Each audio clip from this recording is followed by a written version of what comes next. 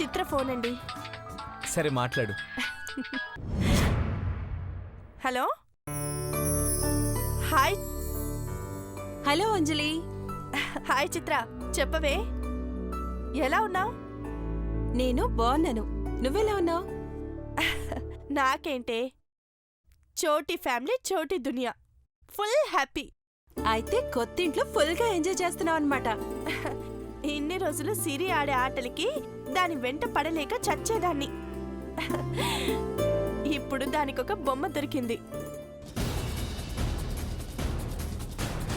నేను బ్రతికిపోయాను. 24 గంటలు ఆ బొమ్మతోనే ఆడుకుంటోంది. ఏదో ఒకటి, తను హ్యాపీగా ఉండటమే కదా మనకు కావాల్సింది.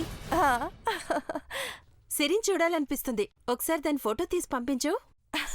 సరే, ఇప్పుడే పిక్ తీసి వాట్సాప్లో పంపిస్తాను, చూడు. సరే, వెయిట్ చేస్తూ ఉంటాను.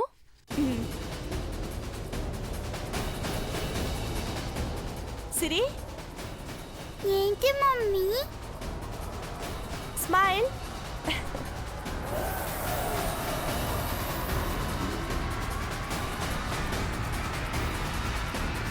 నా హనీని కూడా ఫోటో తీ మమ్మీ.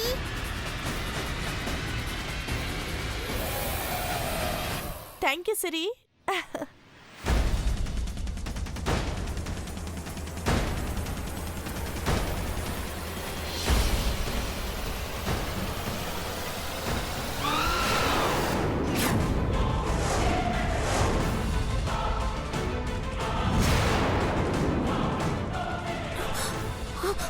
ఈ బొమ్మ, అదే బొమ్మ సిరి దగ్గర ఉందేంటి?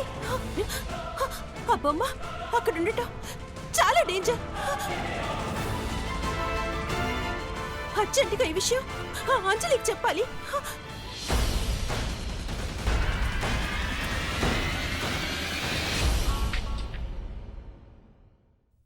చిత్ర, ఫోటో ఎలా ఉంది? అంజలి, నీకు ముఖ్యమైన విషయం చెప్పాలి. హలో హలో హలో చిత్ర, నీ వాయిస్ బ్రేక్ అవుతుంది. ఏంటి విషయం అంటున్నావు? ముందు నువ్వు వెళ్ళి పాప దగ్గరున్నా. ఏంటి? హలో. అబ్బా, నేను చెప్పేది నీకు అర్థం అవుతుందా? ఏంటి పాపనా? హలో, వినిపిస్తుందా? నీ వాయిస్ ఏం వినిపించట్లేదు చిత్ర. హలో అంజలి.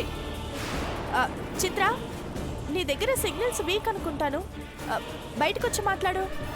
అంజలి, ముందు నేను చెప్పేది విను. ఆ బొమ్మని ఇంట్లోంచి పడేసేయ్, అర్థం అవుతుందా? అబ్బా, నువ్వేం మాట్లాడుతున్నావో అస్సలు వినిపించడం లేదు. ఏంటి వినిపించట్లేదా? Hello hello.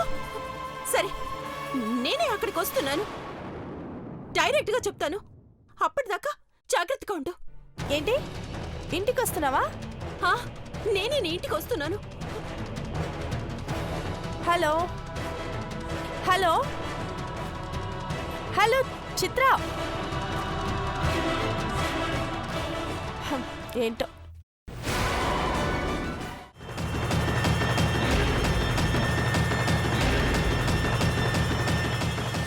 ఎక్కడికి వెళ్ళిపోయావు ఫ్రెండ్? నీ కోసం ఇల్లంతా వెతికాను. చిన్న పనుండి వెళ్ళాను. బొమ్మకు కూడా పనులుంటాయా? సిరి, నేను బొమ్మని కాదు, నీ ఫ్రెండ్ అని చెప్పాను కదా. ఓ అవును కదా, సారీ సారీ. ఇక నుంచి నీకెప్పుడు పనున్నా నాకు చెప్పే వెళ్ళు. ఓకే. సరే పద, ఆడుకుందాం.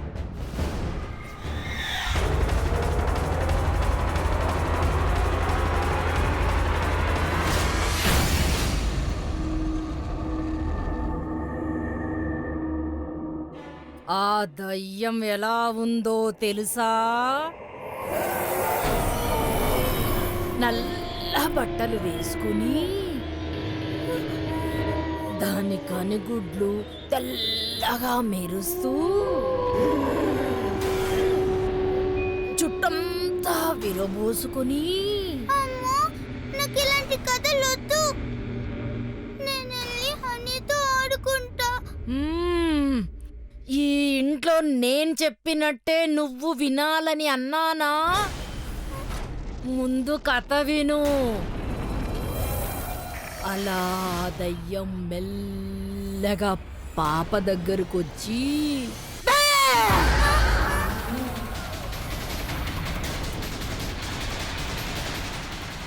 నేను మా మమ్మీకి చెప్తాను. నువ్వలా చేస్తే రాత్రి నువ్వు పడుకున్నాక ఆ దయ్యాన్ని నీ దగ్గరకు పంపిస్తాను. అమ్మ వద్దు, అమ్మ వద్దు ప్లీజ్. అయితే కథ విను. అలా దయ్యం పాపను చంపేసి దాని ప్రాణాన్ని ఒక బొమ్మలోకి పంపింది.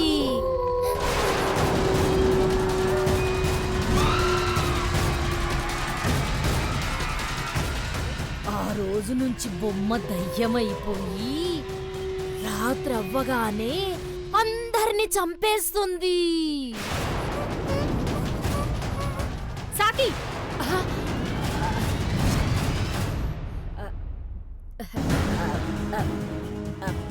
అమ్మగారు, అదే పాప కథ చెప్పమంటేను.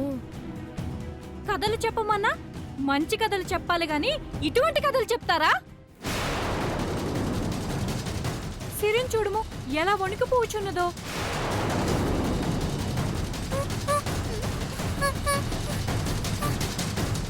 ఇంకోసారి ఈ విధముగా చేసినచో నిన్ను ఉద్యోగంలోంచి తొలగించదును. వెళ్ళ.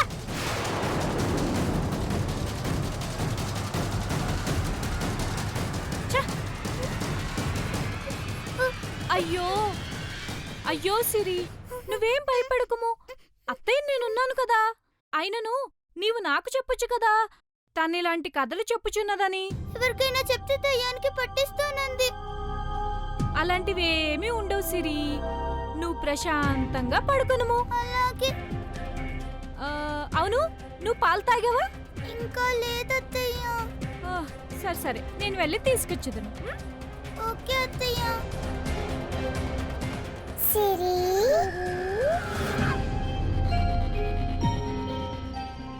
ఏంటి ఫ్రెండ్, ఇందాక భయపడ్డావా?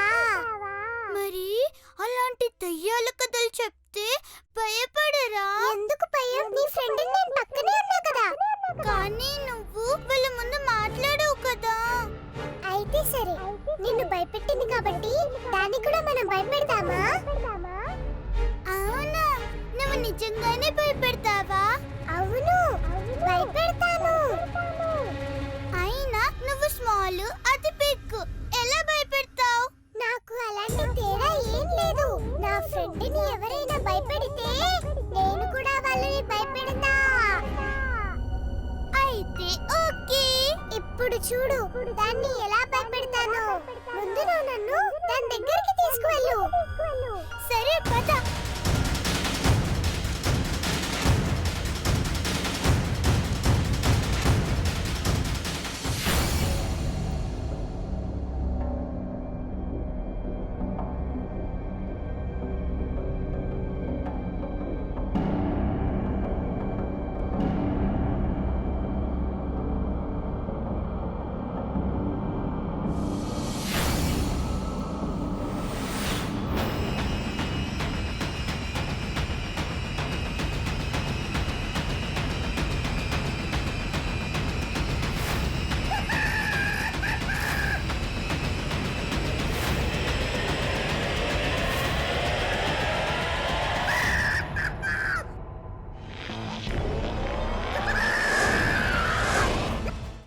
చూడ్డానికి అడవి అందంగానే ఉంటుంది, కానీ ఈ అడవిలో లెక్కలేనన్ని దయ్యాలున్నాయి.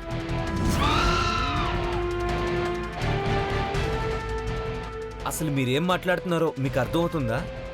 చెప్పాను కదా, నాకు నేనే అర్థం కాను. ఈ అడవిలో ఎప్పుడూ ఒంటరిగా ఉండకూడదు. ఎందుకంటే ఈ అడవికి ఆకలెక్కువ. ఎంత మందినైనా తనలో కలిపేసుకోవాలని ఆరాటం.